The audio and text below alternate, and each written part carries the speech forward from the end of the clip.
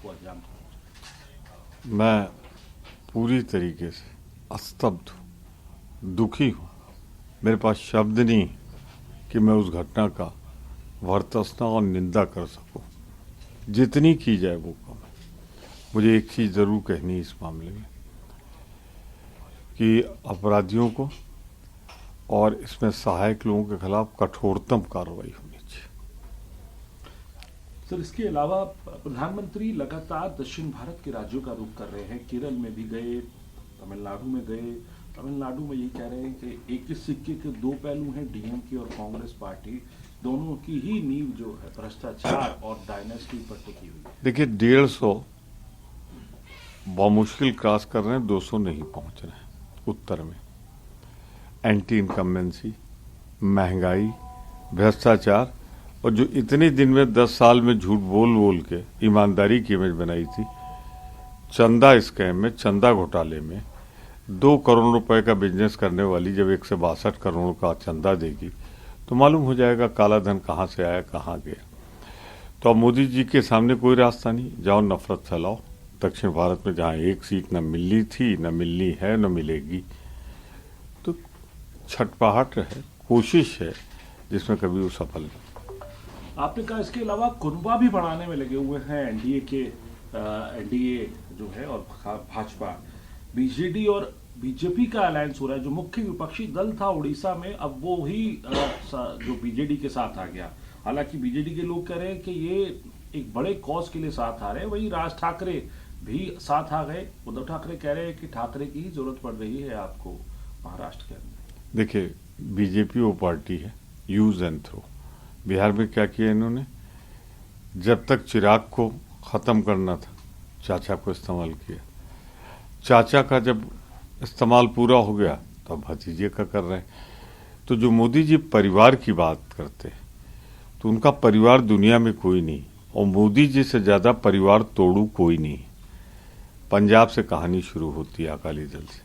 महाराष्ट्र में जिस ठाकरे परिवार ने इनके पैर लाए महाराष्ट्र में, बिहार में जिस पासवान ने साथ दिया उनका, उसके परिवार को भी तोड़ दिया। तो मैं कह सकता हूं स्वभावतः आचरण परिवार तोड़ू है।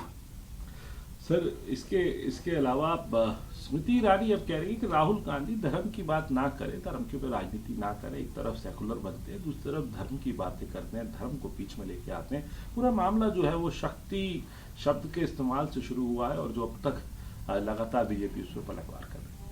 मैं दोहरा दूं, मैं इसे कहावत के रूप में कह रहा हूं।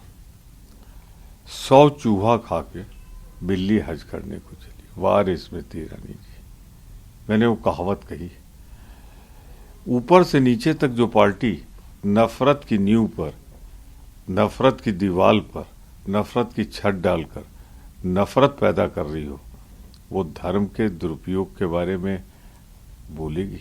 है हिम्मत आपकी? अरे आप देख लो ना अपने पार्टी का इतिहास। सब नफरत के इन्होंने इस देश को क्या दिया। गांधी जी से शुरू करो, उनकी हत्या उसी नफरत का नतीजा थी। आज भी अरे हमें गर्व है अपने राहुल गांधी पे।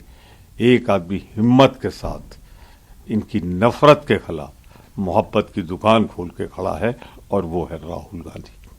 कल मैनिफेस्टो हुआ, और मैनिफेस्टो सीडब्ल्यूसी ने टेकअप किया। न्याय की बात की गई, और ये कहा गया कि जो न्याय है ये न्याय स्तंभ है, और कहीं ना कहीं ये भी कहा कि 2004 रिपीट होता हुआ दिखाई दे रहा है। आप क्या? मैं इतना ही कह रहा हूं कि 2004 होने जा रहा है। इंडिया साइनिंग था ना तब, और अब 400 पार। अरे ये 400 पार तो छोड़ दो, आप 150 पार नहीं हो रहे हो, 150-200 के पास में घूम रहे हो। महंगाई, बेरोजगारी, मोदी जी के झूठे वायदे, ये तो जो वायदे इन्होंने जीवन में किए, मैं किसी खास घटना का उल्लेख नहीं कर रहा हूं, इनकी तो गारंटी है ही नहीं। इनकी गारंटी तो परिवार से शुरू हुई, हिंदुस्तान के परिवार तक फैल रही। ये गारंटी देते इसीलिए है कि इनको तोड़ना है, तो जनता विश्वास नहीं कर रही। 2004 अक्षरशः रिपीट होने जा रहा है, और इसीलिए तो नए नए गठबंधन, नई नई तलाश, नए नए समझौते, यूज एंड थ्रो।